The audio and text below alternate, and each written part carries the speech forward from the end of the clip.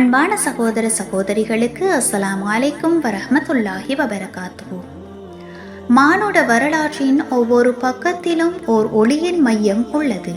அதுவே உலகின் சலசலப்புகளுக்கு அப்பால் அமைதியின் உறைவிடமாக ஏகத்துவத்தின் ஆழமான அன்பை விடுத்து கொண்டிருக்கும் புண்ணிய பூமி மக்கா. பாலைவனத்தின் வெம்மைக்குள் பல்லாயிரம் ஆண்டுகளாக நிலைத்து நிற்கும் ஓர் புனிதமிகு பள்ளிவாயல். அது வெறும் கட்டிடம் அல்ல, ஒவ்வொரு முஸ்லீமின் இதய துடிப்பும் இலக்காக கொள்ளும் பூமி. அந்த புண்ணிய நகரம்தான் மக்கா. இந்த நகரத்தின் ஒவ்வொரு மூலையிலும் இறைவனின் மகத்துவமும் இறை தூதர்களின் தியாகமும் புதைந்துள்ளன. இப்ராஹிம் அலைஹிஸ்ஸலாம் அவர்களின் அசைக்க முடியாத ஏகத்துவ கொள்கை விதைக்கப்பட்ட இடம் இது. இன்று வரை உலகின் கோடான கோடி மக்கள் ஒரே இலக்கை நோக்கி திரும்புவதற்கும் ஒரே நேரத்தில் ஒரே இடத்தில் ஒன்று திரண்டு வணக்கங்களை நிறைவேற்றுவதற்கும் காரணமாக இருக்கும் இந்த மகத்தான நகரம் குறித்து இன்று நாம் சற்று சிந்திப்போம். முதலில் கஅபாவின் வரலாற்றை அறிந்து கொள்வோம். இப்ராஹிம் அலைஹிஸ்ஸலாம் அவர்களின் தியாகம். மக்காவின் இதயத்தில் வீற்றிருக்கும் கஅபத்துல்லாஹ் வெறும் செங்கற்கள் மற்றும் கற்களால் ஆன கட்டிடம் அல்ல, அது மனித குலத்திற்கு ஏகத்துவத்தை நிலைநிறுத்த எடுக்கப்பட்ட முதல் முயற்சி. கஅபாவின் வரலாறு. நபி இப்ராஹிம் அலைஹிஸ்ஸலாம் மற்றும் அவர்களின் புதல்வர் நபி இஸ்மாயில் அலைஹிஸ்ஸலாம் ஆகியோரின் இணையற்ற தியாகத்துடன் இணைந்தது. இறைவனின் கட்டளைக்கிணங்க இப்ராஹிம் அலைஹிஸ்ஸலாம் அவர்கள் தனது மனைவி ஹாஜரா மற்றும் பாலகன் இஸ்மாயில் அலைஹிஸ்ஸலாம் ஆகியோரை ஆள் அரவமற்ற மக்கா பள்ளத்தாக்கில் விட்டுச் சென்றார்கள். அங்கு தண்ணீர் இல்லாமல் இஸ்மாயில் அலைஹிஸ்ஸலாம் அவர்கள் தவித்த போது அன்னை ஹாஜரா அவர்கள் சஃபா மற்றும் மர்வா மலைகளுக்கிடையே நீருக்காக ஓடினார்கள். இதுவே இஸ்லாமிய வரலாற்றில் பதிந்த தியாகத்தின் அடையாளமான சயி வணக்கத்திற்கு காரணமாயிற்று. இறுதியில் இறைவனின் கருணையால் இஸ்மாயில் அலைஹிஸ்ஸலாம் அவர்களின் பாதத்திற்கு கீழே ஜம்சம் நீரூற்று பீரிட்டெழுந்தது. இன்றளவும் இதன் தண்ணீரை அருந்துபவர்களுக்கு மன அமைதியையும் பசியை போக்கும் ஆற்றலையும் அளிக்கின்றது. காலப்போக்கில் இப்ராஹிம் அலைஹிஸ்ஸலாம் அவர்கள் திரும்பி வந்து இஸ்மாயில் அலைஹிஸ்ஸலாம் அவர்களின் உதவியுடன் கஅபாவை கட்டினார்கள். அவர்கள் கஅபாவின் சுவர்களை உயர்த்தி கொண்டிருந்த போது, எங்கள் இரட்சகனே, எங்களிடமிருந்து இப்பணியை ஏற்றுக்கொள்வாயாக. நிச்சயமாக நீயே செவியேற்போனாகவும் அறிந்தவனாகவும் இருக்கின்றாய் என்று பிரார்த்தித்தார்கள். அல் குர்ஆன் 2வது அத்தியாயம் 127வது வசனம். ஏகத்துவத்தின் அடிப்படை மையமாக, வணக்கங்களுக்கான முதல் இல்லமாக கஅபா இவ்வாறு எழுந்தது. ஹஜ் மற்றும் உம்ரா ஆன்மீக பயணம். கஅபாவுடனான மக்காவின் பிணைப்பு ஹஜ் மற்றும் உம்ரா ஆகிய 2 புனித பயணங்கள் மூலமாக தொடர்கின்றது. ஹஜ் இஸ்லாத்தின் 5 தூண்களில் ஒன்றாகும். இது உலகெங்கிலும் உள்ள முஸ்லிம்களை ஓராண்டுக்கொரு முறை ஒரே இடத்தில் ஒரே நோக்கத்திற்காக ஒன்று சேர்க்கின்றது.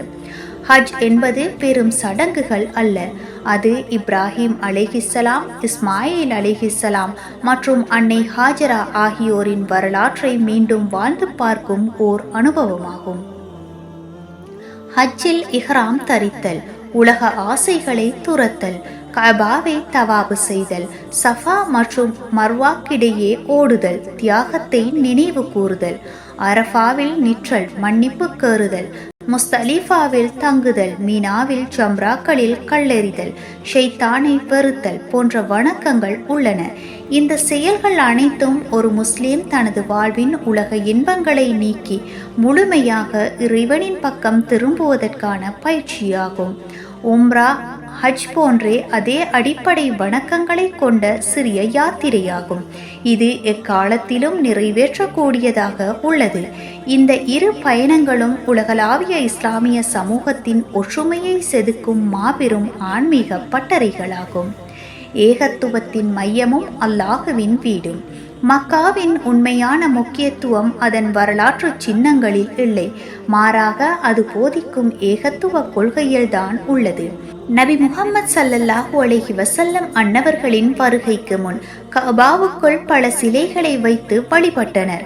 ஆனால் இறுதி தூதர் நபி முஹம்மது ஸல்லல்லாஹு அலைஹி வஸல்லம் அன்னவர்கள் மக்காவை வெற்றி கொண்ட பிறகு அனைத்து சிலைகளையும் அகற்றி சத்தியம் வந்தது, அசத்தியம் அழிந்தது. அல் குர்ஆன் 17வது அத்தியாயம் 81வது வசனம் என்று பிரகடனம் செய்து அந்த இல்லத்தை மீண்டும் தூய ஏகத்துவத்தின் மையமாக மாற்றினார்கள். கஅபா இருக்கும் திசையே கிப்லாவாகும். உலகில் எங்கிருந்தாலும் ஒரு முஸ்லிம் தொழும் போது இந்த மையத்தை நோக்கியே திரும்புவது அல்லாஹ் ஒருவனே மட்டுமே வணக்கத்துக்குரியவன் என்ற ஏகத்துவ கொள்கையை நாள்தோறும் நினைவுபடுத்துகின்றது. மக்கா கடந்த காலத்தின் மகத்துவத்தையும் நிகழ்காலத்தின் ஆன்மீகத்தையும் எதிர்காலத்தின் நம்பிக்கை ஒளியையும் சுமந்து நிற்கும் ஓர் உன்னத பூமி. அதன் வரலாறு மனிதனின் பலவீனங்கள், சோதனைகள் மற்றும் எல்லாவற்றிற்கும் மேலாக இறைவனால் மட்டுமே அமைதி கிடைக்கும் என்ற அசைக்க முடியாத நம்பிக்கையை போதிக்கின்றது. இந்த மண்ணில்தான் ஈருலக தூதர் நபி முஹம்மது ஸல்லல்லாஹு அலைஹி வஸல்லம் அன்னவர்கள் பிறந்து இறை செய்தியை பரப்பத் தொடங்கினார்கள்.